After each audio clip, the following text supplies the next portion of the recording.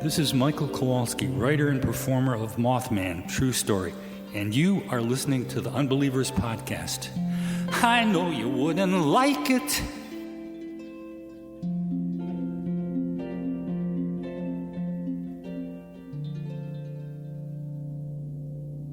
There were several groups. One of the principal ones was the reptilians from the Orion complex. Without any exaggeration, it was like being on fire inside. Rats were eating you up inside. This stuff was in my mouth. It felt like it was 500 degrees. It was unbelievably hot. My first question would be, were you a member of the Church of Satan, a card-carrying member of the Church of Satan? I don't understand. There's always an argument for everything. You know, just because somebody can fake something doesn't necessarily mean it's war, and we found a life form. And that's when I started shitting my pants. So for the person who called, I am carrying an alien. An alien baby, we covered right here, okay? Okay. Something is happening. What is it? That's the question. So do UFOs exist? It depends on what you mean exist.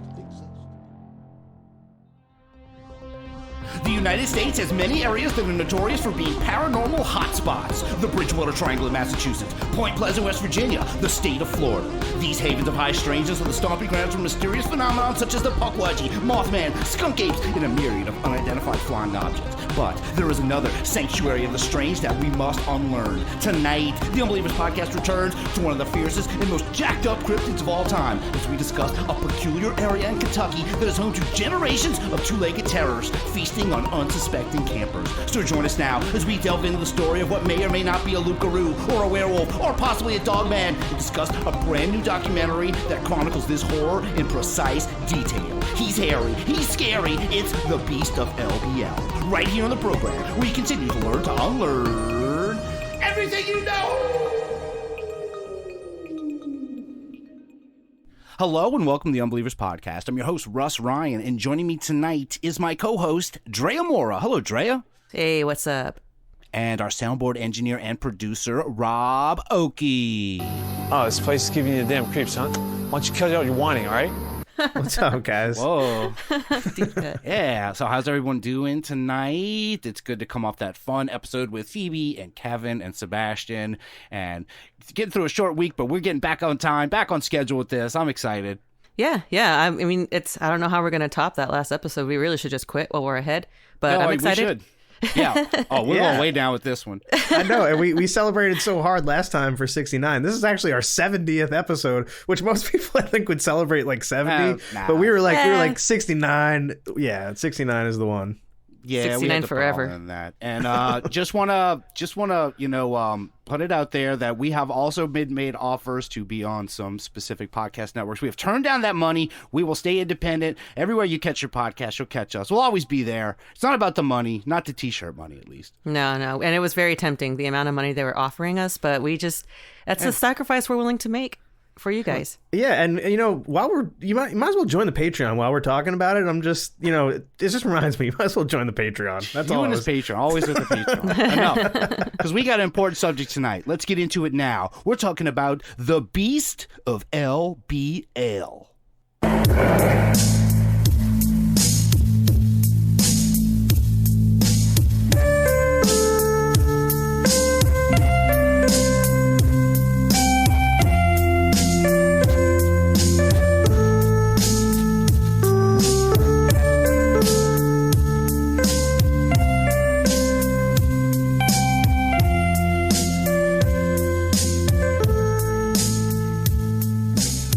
Summer morning in early June. Wow, it's back. You know what, that music, music can only mean one thing. Tonight, we're going to be discussing a very terrifying cryptid from the state of Kentucky, the Beast of LBL. Not LBC, no. But both are canine adjacent. LBL stands for the Land Between the Lakes area of Western Kentucky. This area has over 170,000 acres of forest and wetlands and sits between the Kentucky and Barkley Lakes. While it is a national recreation area known for camping, hiking, hunting, and fishing, it is also well known for being infested with Dogman. Infested. These dogman-infested woods, there's a few of them, and this is one of the bigger ones. And this is called the LBL, the land between the lakes. I do always get the image of that, the land of lakes butter. I want to see like a... It does kind of, yeah. It sounds like Land O'Lakes butter. if they're gonna take the spokeswoman off of the Land O'Lakes butter, maybe stick the Dogman on there. Call it Between Lakes. The Dogman has no race. It could be anybody. Or any promotional deals, as far as I can tell. So for tonight's discussion, we watched an independent documentary called The Bloodthirsty Beast of LBL: documentary Nightmare Nuggets of Cryptid Terror. And man, Nightmare Nuggets. Everything making me hungry now. I love these Nightmare Nuggets. This is a documentary made by the Cryptid Studies Institute. It's only a couple weeks old, too. It has a lot of views. And this is hosted by a man named Host. No, it is hosted by a man named Elijah Henderson. And I will say, I really like this. I think this thing put a lot of other documentaries, big budget documentaries. This is not a big budget documentary. I think it put a lot of these big ones to shame. This is a well done, independent documentary. Elijah, come on the show. Is it really though? I mean, because awesome. It was well researched. I'll say that. And I really like the way that he backs up all of his statements and he doesn't make any wild claims. I appreciated that part. But I will say you could tell it was done on a budget, and he got the most out of his budget. He got the most out of that torch, that tiki torch. I think I saw it about 15 times. Those drawings. He definitely didn't spend any money on the drawings. Oh my God. First off, the drawings we'll get into, but the drawings are awesome, and he put his mind into this, not his wallet. He researches his research, and we'll see. So let's just get into it now. Let's get into this bloodthirsty beast of LBL, Nightmare Nuggets of Cryptid Terror. He starts off with the myth and the folklore of the region, which is always good to hear. Let's hear. Lore and legends for this area go all the way back to the 1700s, when French trappers and hunters were plying their trades across the region that is today known as Kentucky. These brave and adventure-hardened pathfinders declared and insisted that the forests and lands were inhabited by creatures that some refer to as loups-garoux or wolfmen, terrifying beasts that appeared to be half-caste amalgamations of men and wolves. The beasts were said to howl their blood-curdling dark songs into the night, and leave mangled and mutilated animals and livestock scattered about, and to cause general mayhem by frightening local residents. See, he's talking about loups-garoux, and it seems like wherever these French settlers land, the loup-garou always follows. There's Louisiana, we've heard it in Canada, now in Kentucky, in the LBL. So we can say that we blame the French. Oh, for loup-garou, that's loup-garou, right? For you all can of them, Google sure. The loup-garou. He definitely did, because he knows his stuff, coming out of the bat, giving us all the information we need. Yeah. And that's something he has to get out of the way, and he loves it. He loves the mist and the legend and the folklore. That's one thing. Oh, that mist.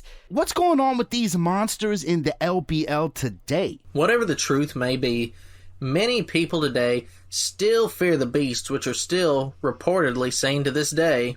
Witnesses have attested that they have seen the mysterious monsters in their forest abodes. One even claims he saw what appeared to be a female crossing the roadway with a litter of pups. Others still claim to have been assailed, stalked, and even chased by these fearsome monstrosities along the main thoroughfares, along waterways while camping, and even while visiting the infamous Hotel California. Well, Hotel California, we're going to get into that later, but he's talking about, this is going on now. This area, the LBL, it is stupid with dogman. For going back hundreds of years to French settlers, and now there's a litter of dogmen. That's cute. Amounts of dogmen. Just like they described in Folklore.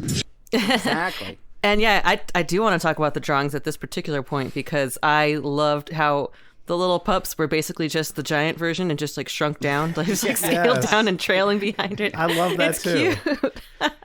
So he's he's born a dog man. Like even when dog man is born, he's just jacked, coming right out of the womb. Yeah. Oh, all the proportions are there. They're just smaller. Just a little. Just a tiny version, of course. And he's got some more about this folklore of the LBL. This clip is also, I want to say, you've heard it so far. this guy does a great job writing this thing. He's very descriptive. He pulls some deep cut words, but here's a great example of the dynamite writing that is put into this documentary. Land Between the Lakes has no shortages of creature sightings, and whatever the truth may be, the place is mysterious at best, and certain elements of the local lore and legends have a striking similitude to the 1977 horror masterpiece book that spawned the immortal classic movie, and in my humble opinion, best werewolf movie of all time, The Howling. He does a great writing style, right? Striking similitude. He's putting some words in there you don't hear all these. It's mysterious at best. I don't think that's not doing it justice. Mysterious at best. And he relates it to that he compares this area to the movie The Howling, which is about a town where everyone is a werewolf. And it is a very good Wolfman movie. One of the best. Look, that guy went on a limb saying it's the best. That's the hardest stance on anything he will take in this. I will say that. I'm going to keep all my notes about his writing style till the end. It's just too much to get into. I want to watch this. It's fine. I want to watch this movie. I've never heard of The Howling, and I feel like I should have. Have you guys watched this before? Of course. Loved it. I love The Howling. Really, really great. Should we do a movie night and watch The Howling one of these nights? I feel like that would be kind of fun. Sounds good. I bet you we could get him on for that. Oh, he's commentated. Perfect. All right, we'll set it up. Elijah, give us a call. But this investigation he does, this documentary, the reason I love it is so thorough. Here are some claims by locals regarding the disappearances of people who were visiting the LBL. The individuals interviewed have laid claim that more than a few have seemingly just vanished from hotels in the region. Is it true? I can't hazard a guess, but that is what we have been told as truth. Other supposed truths that we have been told is that a part of the neighboring communities share the belief that one of the local families in the area is actually a family that has the ability to transform into werewolves and have roamed these woodlands for decades after the curse was brought to these lands by a European settler who settled there in the 1800s. So it is accepted that there is werewolf descendant families that still inhabit this area. Just like that is a lot like The Howling. I guess so. I mean, I haven't seen The Howling, so I can't hazard a guess. But if that's what I'm being told, you can't hazard a guess. Neither can he. You guys rubbing off on all of us. We don't want to guess about anything anymore. I thought when he said it was inspired by it, he just meant like loosely inspired. But he means it was literally inspired by it. Like these people are actually based all on werewolves. A true story. Yeah, I guess so. I mean, maybe. I've never been Maybe there. They got a writing credit, and that's how they keep their like little werewolf town going. They got all that sweet home cash coming in. But there's many theories surrounding this mysterious creature, and our host, the real host, Elijah Henderson, he's going to list off a few of those for us. The supposed family of afflicted lycanthropes still roam the area and now use the LBL National Recreation Area as their private hunting grounds. We do not hold to this belief, but some do, and they do not speak of it above a whisper, if they speak of it at all. Others still maintain that the ferocious creature is a skinwalker, or the ghost of a skinwalker who was once a Shawnee medicine man that dabbled heavily into the dark arts and became so evil that he was tracked down and killed by the members of his own tribe. Again, we do not share this belief either. We currently share the opinion that the beast is a flesh and blood cryptid creature known as a dogman.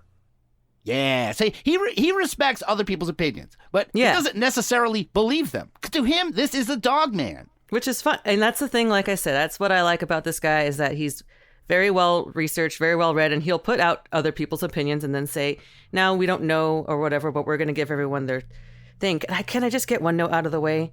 Sure. It sounds like he's giving like a report in a high school, like a presentation on something that you just don't really want to hear about, and he goes off and on and on.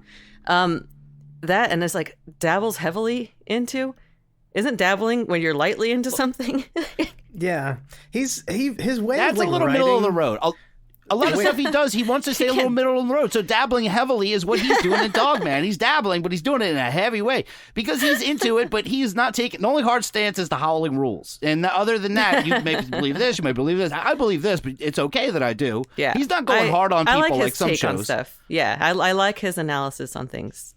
You know who he reminds me of? He reminds me of the guy who's in those YouTube videos where it's like weird satanic guy talks about Baphomet statue, and he always says, I don't know. I love that. Yeah, he's totally a character though. Yeah, that's one of Andrew Bowser's characters. But he just the way this guy talks, he reminds me of him.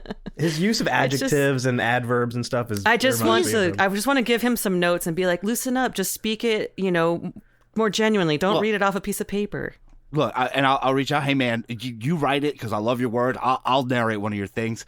Give me a nightmare nugget. Give me Russ's nuggets. I'll do it. It'll be awesome. Going from walnuts to rods to nuggets. My God. I'll take it. So he's saying that this is 100% positively that mean old dog man. That's the final word? No.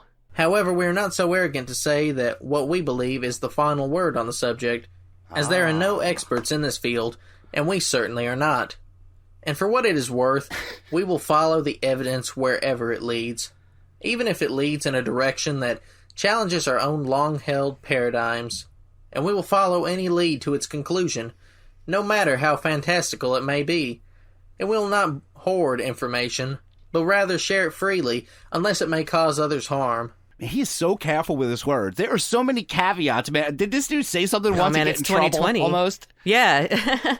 Man, you have to be careful about everything you say, which is why I'm terrified of doing this podcast every week. Yeah, I want to learn from this dude. I need everything I say. I know it's probably going to alienate people with my hard stances on monsters and such, but I just got to be more like him. It does seem like he's trying to reach a character count again. Like he needs to reach a certain amount of words for this. It's very flowery. And if I were an English teacher grading his paper, I would give him an A. I would, because he's clearly trying, and he uses nice words. He's really on the dean's list for me, man. He rules. I don't know. I would never go. I love him. So let's hear more. So now we have the history. We got the mist. We got the folklore, and we got all the theories. Let's get into what this dog man is actually getting up to in the land between the lakes. The beast of LBL rose to the highest echelons of infamy when reports surfaced that claimed that the beast is responsible for the horrific mutilation and murder of a family of 4 some years ago, and has been linked, at least through the rumor mill, and at least one now deceased eyewitness,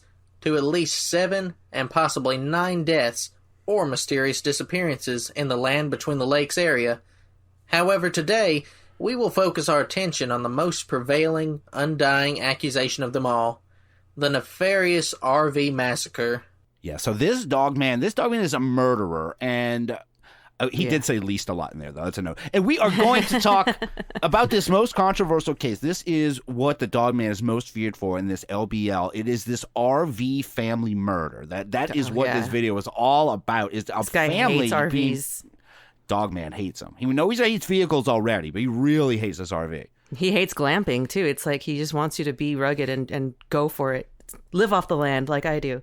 Well, there must be some records of this, I'm guessing, right, Russ? Oh, well, let's see. So I mentioned that Elijah, he is very smart to caveat a lot of the claims made in this video. And before we even get into this RV attack, we're going to get a big old caveat. Before getting underway, I have to admit that to this day, I know of no one who has been able to provide one shred of documented proof, newspaper, or news report to validate the incident actually took place.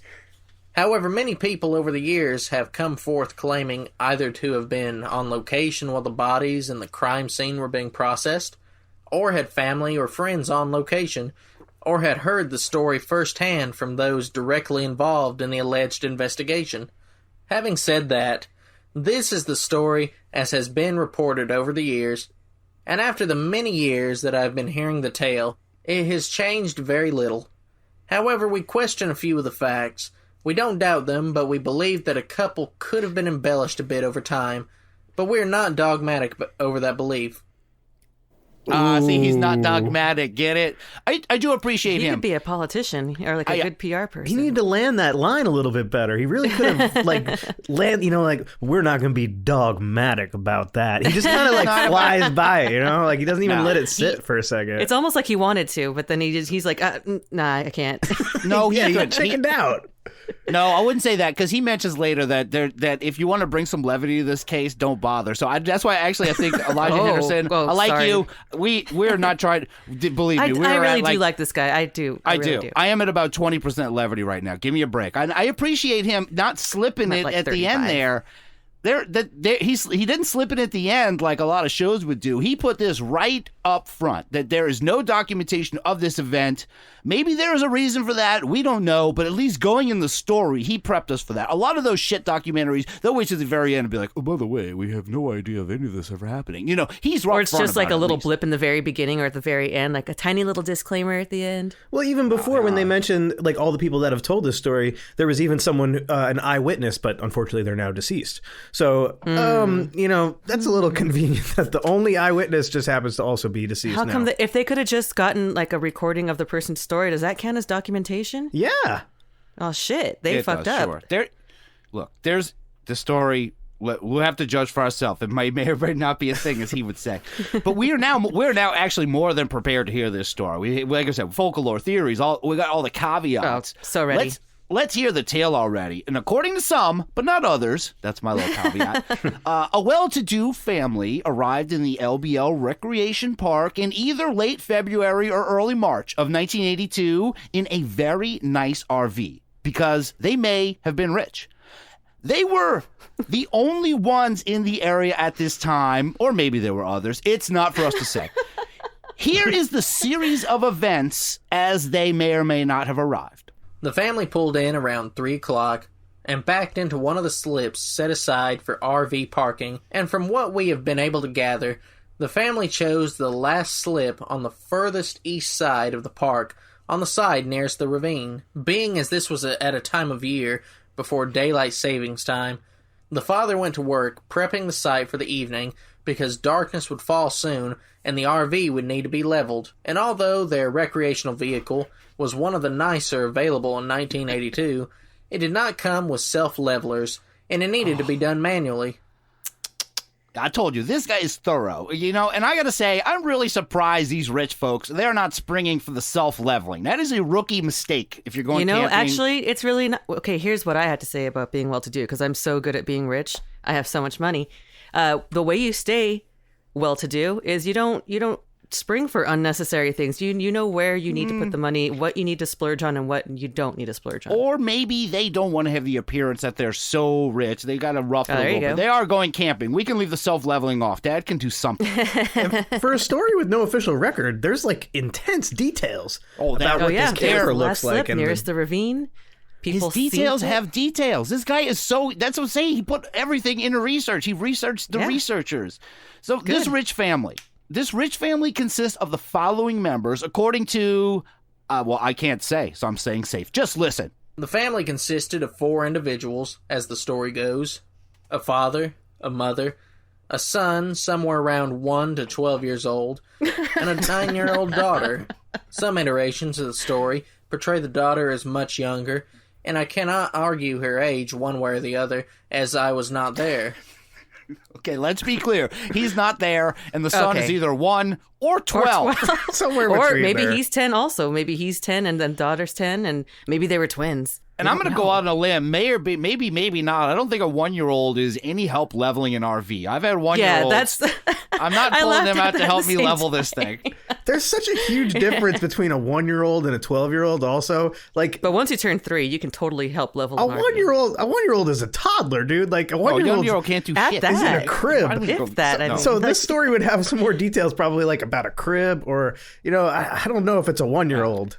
It must have been the daughter helping level the RV at that point. Well, look, none of us are expert in RVs. We can't say one way or the other. I'm learning from him. We want to say that. We don't know. Afford an RV. We should have learned a long time ago. We don't know. Could be a person. It's a person anywhere from the age of 1 to 75. Yeah. So we know the family members now. We have the father and the mysterious aged son.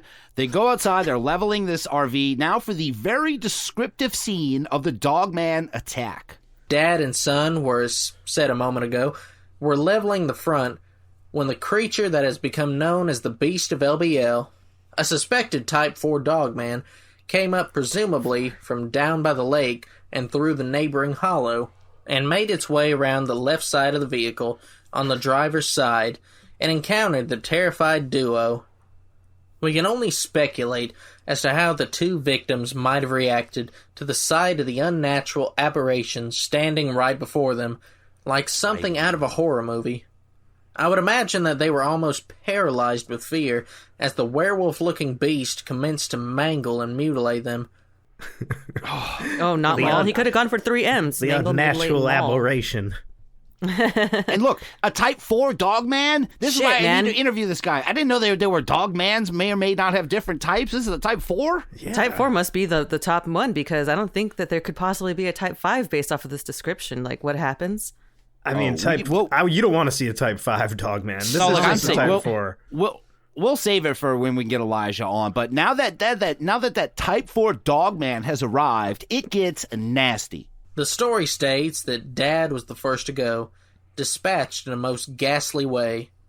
Every version of the account that I have heard ends with Dad either being decapitated or having his head twisted around completely around backwards.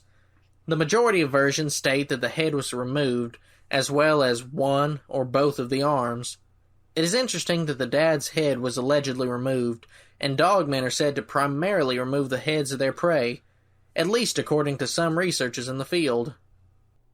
Yeah, see, Dogman always goes to the head, sometimes. That is least, good. According to some. At least, maybe, according to some. But that is good info for a future tournament, I don't know, of Dogmen, monsters, aliens. Yeah, you gotta know that. True. I mean, and then, because I would say that decapitation makes a little bit more sense for a dog. And, like, if you're a kind of wild animal-ish cryptid, to kind of go for that kind of thing. I can't imagine, basically, a monster like that just twisting your neck and, like, you know, just doing, like, breaking your neck and moving on. It just rips your arm right off. It reminded me, isn't Chewbacca kind of a dogman? And isn't his thing ripping off arms? It's kind of a Chewbacca move. Yeah, he rips off your arms, sure. I guess doggish. I always thought more like a bear-ish. I don't know. Chewbacca's not decapitating people, though. He's a Type 3 Dogman. I mean, he'll rip your arm off, though. He will rip your arm off. He will That's do all that, I'm saying. of course and he will. beat you with it. Of course he will.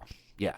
But Dogman, of course, sorry, he is not done after tearing off Dad's head. There's more gore. The creature, having mutilated Dad, now sets its awful sights on the son, who has fled for the door on the passenger's side on the RV, seeking sanctuary from the certain death that even now was pursuing him. If the stories are true, the young man made it all the way to the door before the monster caught up to him and rent him to literal shreds, ending his young life.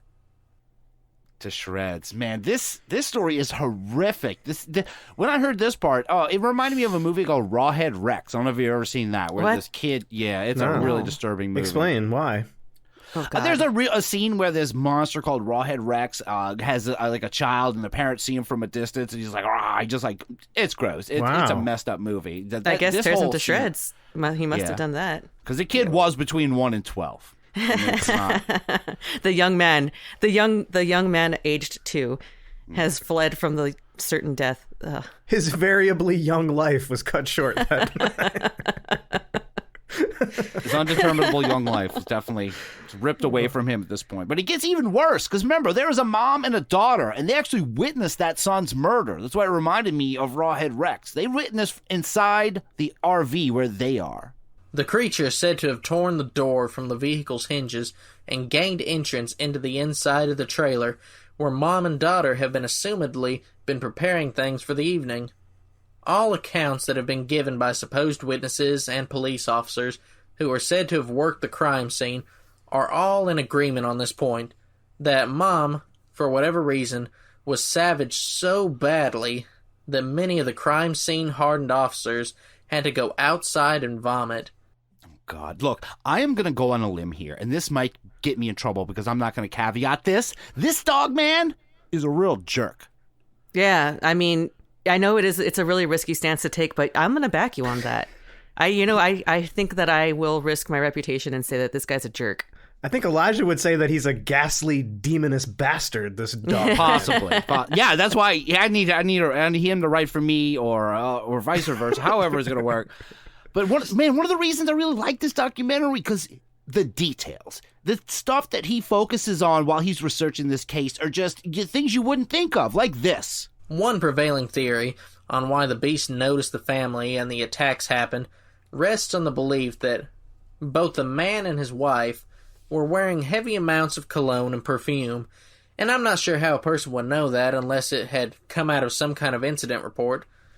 The mother is believed to have been wearing something similar in composition to Estee Lauder, and Dad is said to have been wearing something akin to Canoe, both of which in 1982 might have contained actual musk. So that was the blame. This is stuff I wouldn't think of. Though he's saying that the mother was wearing Estee Lauder. They don't have a lot of details. They know this, and the dad's probably wearing Canoe, and they both have real musk, and that's gonna bring a dog man every time. I mean, for one, I've never heard of the fragrance Canoe, but why would you want to smell like a canoe? Also, why were you slathering yourselves in it if you're just going camping with your family? Like, who are you trying to woo? Okay. This is rich people, all right? When they go out there, they know everything out in nature stinks, and they want to smell good. They want to get that real musk. That dad's feeling so manly. He's got the Canoe on. Mom's got Estee Lauder. But that doesn't explain why it killed the kid, though. The kid had cologne on, too? You get thrown into a blind rage when you smell like really obnoxious perfumes and colognes. You don't want to just tear people to shreds That dad was around hugging you? the kid. They were all the kids have it on. But he has science to back up his claim that the cologne and perfume were the reason that the dog man attacked the rich family. In 1982, it would not have been out of the ordinary for a man or woman to have slathered themselves in copious amounts of cologne or perfume, as it was sort of a prevailing custom of the day.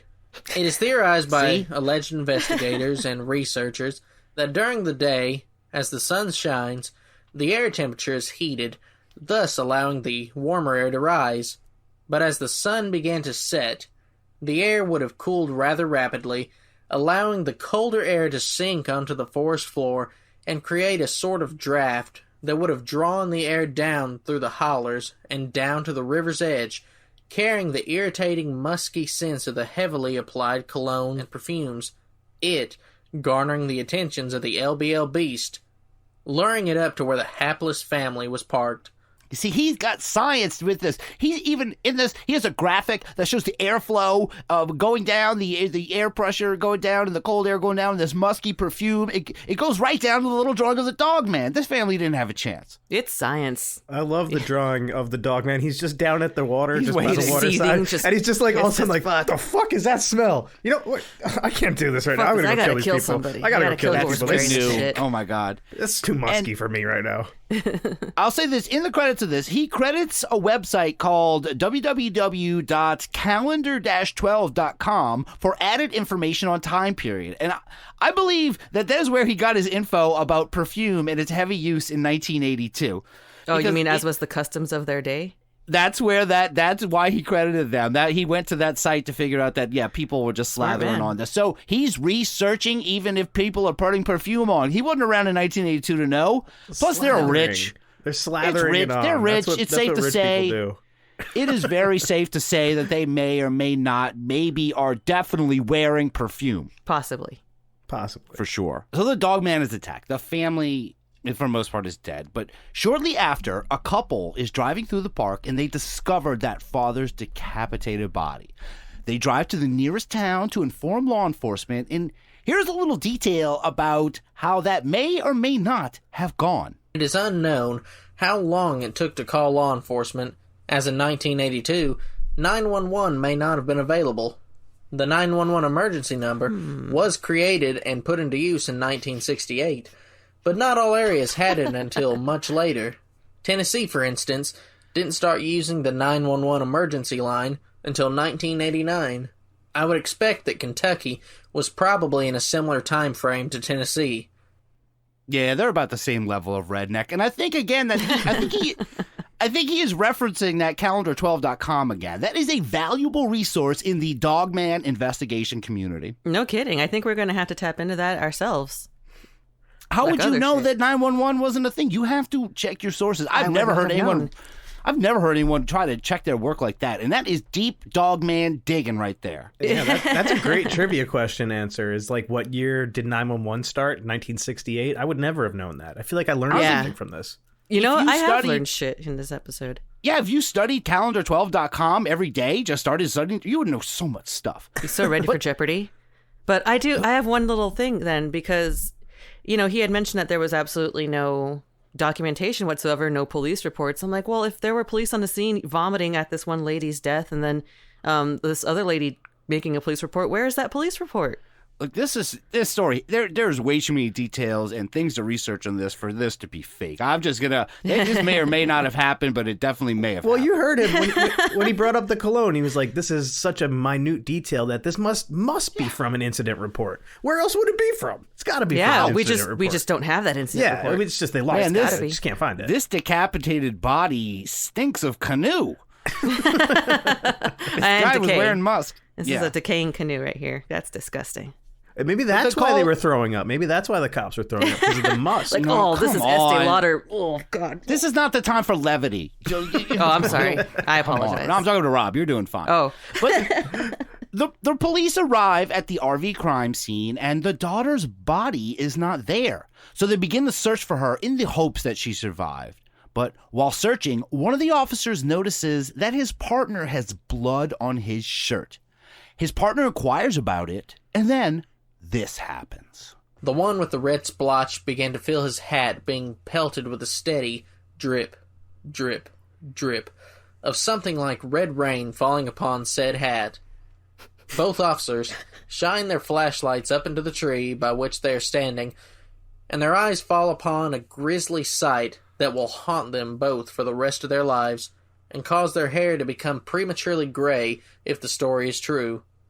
Up in the crook, or the Y of the tree, is the mauled and partially devoured body of the missing girl. See, there is so much detail to this. The guys are going gray early, drip, drip, drip. Something had to happen. Who makes all this stuff up? A screenplay writer. I mean, an eyewitness. Well, hold on. He may be a great writer, but he is just an investigator who has great writing skill. He didn't make this of course. up. I don't think he discovered this. He discovered an excellent screenplay. That was somebody wrote. This is no. This had to happen, man. And even those officers, hey, I can relate. Going prematurely gray. I never saw what these guys did, but I'm with you. Drea might be getting it confused with the film The Howling. I think possibly she might. You know what? Yeah, that's probably what she's thinking. You're right. I feel stupid. Yeah. Shit. You should, because earlier he mentioned The Howling was a book that was adapted into a movie. He made that very clear. He's very detail oriented. Yeah. Back to this. So, after the police arrive on the scene, then the government steps in and the military, and they take over the investigation. And the only reason that the locals know about any of this at all is because the policemen themselves, they relayed the story to a friend at a convenience store after they were relieved from the crime scene. So the military and government took over, and they're like, local cops, you get out of here. You guys don't even have 911. I know we're in Kentucky. You guys might as well be living in Tennessee. But here's what happens. Here's what happens when the military arrived on the scene. They sealed off the entire area and called for a special detachment of soldiers from Fort Campbell, Kentucky, who were said to have come in and made a skirmish line through the forest and tracked the beast to a cave located just south from the site of the massacre. The soldiers are said to have slain the gargantuan beast, which they say was so large that it had to be hauled out on a flatbed military truck. Estimates claim this monster was about 12 feet tall. See, now this is getting good. You got soldiers fighting a giant cryptid and it's 12 feet tall. Man, that is a huge, huge dog, man. 12 feet? I would watch this movie. That's a huge This isn't a movie. This happened, man. We don't want to see. That is huge. And it's based on but the movie's based on a true events. I do want to see. Yeah, The Howling has nothing to do with soldiers fighting monsters in a cave. A 12-foot dog, man. You know what happened when those soldiers showed up? It probably sounded like... Holy cow, that was no buck and rut. I was hoping it would sound more like that when that one guy runs in screaming, firing shots at the... Was that the Kentucky you want Goblins? like a Kentucky Goblins kind of scene. Yeah, Rob can get that when that one dude is just like...